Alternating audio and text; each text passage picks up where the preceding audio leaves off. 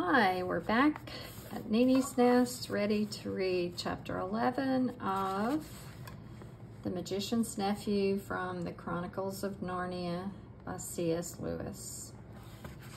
So I'll just begin. You can take a look at this picture that goes with this next chapter.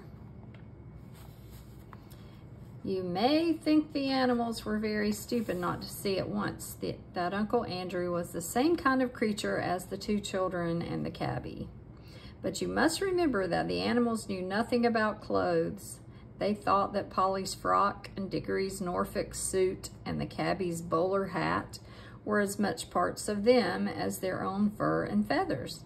They wouldn't have known even that those three were all of the same kind if they hadn't spoken to them and if Strawberry had not seemed to think so.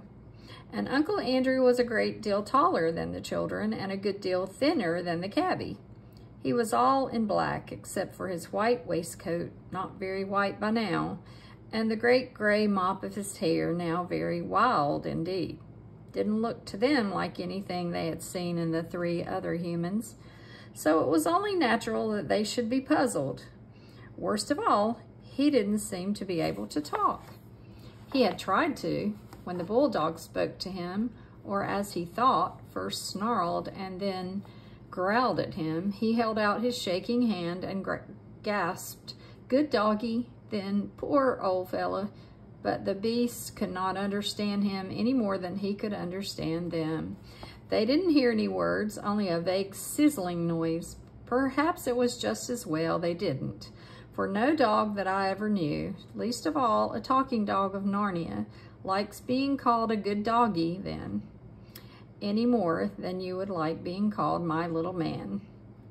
Then Uncle Andrew dropped down in a dead faint. "There," said a warthog, "it's only a tree. I always thought so." Remember, they had never yet seen a faint or even a fall.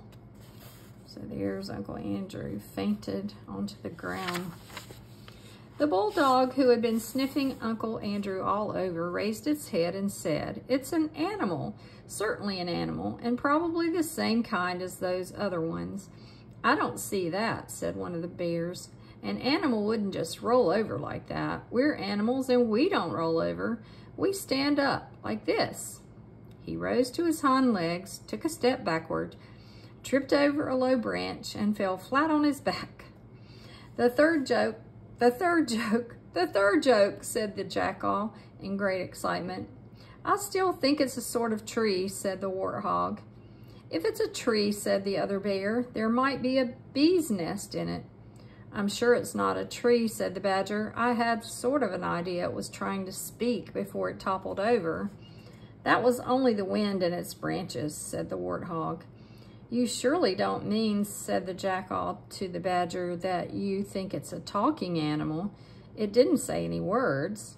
"And yet you know," said the elephant, the she-elephant. Of course, her husband, as you remember, had been called away by Aslan. "And yet you know it might be an animal of some kind. Mightn't the whitish lump at this end be a sort of face? And couldn't those holes be eyes and a mouth? No nose, of course, but then one mustn't be narrow-minded. Very few of us have what could exactly be called a nose." She squinted down the length of her own trunk with pardonable pride. "I object to that remark very strongly," said the bulldog. "The elephant is quite right," said the tapir. "I tell you what," said the donkey brightly, "perhaps it's an animal that can't talk but thinks it can." "Can it be made to stand up?" said the elephant thoughtfully. She took the limp form of Uncle Andrew gently in her trunk and set him up on end, upside down, unfortunately, so that 2 half-sovereigns, 3 half-crowns, and 6pence fell out of his pocket. But it was no use. Uncle Andrew merely collapsed again. "There," said several voices, "it isn't an animal. Smell it for yourself. It's not alive." "Smelling isn't everything," said the elephant. "Why?" said the bulldog. "If a fellow can't trust his nose, what is he to trust?" "Well, his brains, perhaps," she replied mildly. "I object to that remark very strongly," said the bulldog. Well, we must do something about it, said the elephant, because it may be the Neville and it must be shown to Aslan. What do most of us think? Is it an animal or something of the tree kind? Tree, tree, said a dozen voices. Very well, said the elephant. Then if it's a tree, it wants to be planted. We must dig a hole. The two moles settled that part of the business pretty quickly. There was some dispute as to which way up Uncle Andrew ought to be put into the hole, and he had a very narrow escape from being put in head foremost. Several animals said his legs must be his branches, and therefore the gray fluffy thing, they meant his head, must be his root. But then others said that the forked end of him was the muddier, and that it spread out more, as roots ought to do. So finally he was planted right way up. When they had patted down the earth, it came up above his knees. It looks dreadfully withered, said the donkey. Of course it wants some watering, said the elephant. I think I might say, meaning no offense to anyone present, that perhaps for that sort of work, my kind of nose. I object to that remark very strongly, said the bulldog. But the elephant walked quietly to the river, filled her trunk with water, and came back to attend to Uncle Andrew. The sagacious animal went on doing this till gallons of water had been squirted over him, and water was running out of the skirts of his frock coat, as if he had been for a bath with all his clothes on. In the end, it revived him. He awoke from his faint. What awakening it was, but we must leave him to think over his wicked deed if he was likely to do anything so sensible, and turn to more important things. Strawberry trotted on with Diggory on his back till the noise of the other animals died away, and now the little group of Aslan and his chosen counselors was quite close. Diggory knew that he couldn't possibly break in on so solemn a meeting, but there was no need to do so. At a word from Aslan, the he-elephant, the ravens, and all the rest of them drew aside. Diggory slipped off the horse and found himself face to face with Aslan. And Aslan was bigger and more beautiful and more brightly golden and more terrible than he had thought. He dared not look into the great eyes. Please, Mr. Lion, Aslan, sir, said Diggory, please, will you give me some magic fruit of this country to make mother well? He had been desperately hoping that the lion would say yes. He had been horribly afraid that it might say no, but he was then taken aback when it did neither. This is the boy, said Aslan, looking not at Diggory but at his counselors. This is the boy who did it. Oh dear, thought Diggory, what have I done now? Son of Adam, said the lion, there is an evil witch abroad in my new land of Narnia. Tell these good beasts how she came here.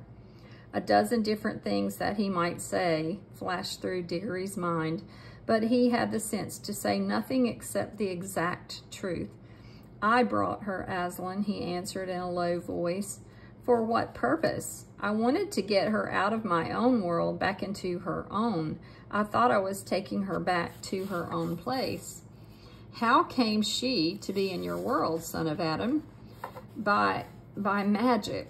The lion said nothing, and Diggory knew that he had not told enough. It was my Uncle Aslan, he said. He sent us out of our own world by magic rings. At least I had to go because he sent Polly first. And then we went to the witch, and then we met the witch in a place called Charn, and she just held on to us when... You met the witch? Said Aslan in a low voice which had the threat of a growl in it. She woke up, said Diggory wretchedly, and then turning very white, I woke her because I wanted to know what would happen if I struck a bell. Polly didn't want to. It wasn't her fault. I fought her. I know I shouldn't have. I think I was a bit enchanted by the writing under the bell. Do you? Asked Aslan, still speaking very low and deep. No, said Diggory, I see now I wasn't. I was only pretending. There was a long pause, and Diggory was thinking all the time. I've spoiled everything. There's no chance of getting anything for Mother now. When the lion spoke again, it was not to Diggory. You see, friends, he said, that before the new clean world I gave you is 7 hours old, a force of evil has already entered it, waked and brought hither by this son of Adam. The beast, even Strawberry, all turned their eyes on Diggory, till he felt that he wished the ground would swallow him up. But do not be cast down, said Aslan, still speaking to the beast. Evil will come of that evil, but it is still a long way off, and I will see to it that the worst falls upon myself. In the meantime, let us take such order that for many 100 years yet, this shall be a merry land and a merry world. And as Adam's race has done the harm, Adam's race shall help to heal it. Draw near, you other two. The last words were spoken to Polly and the cabby, who had now arrived. Polly, all eyes and mouth, was staring at Aslan and holding the cabby's hand rather tightly. The cabby gave one glance at the lion and took off his bowler hat. No one had yet seen him without it. When it was off, he looked younger and nicer and more like a countryman and less like a London cabman. Son, said Aslan to the cabby, I have known you long. Do you know me? Well, no, sir, said the cabby, leastways not in an ordinary manner of speaking.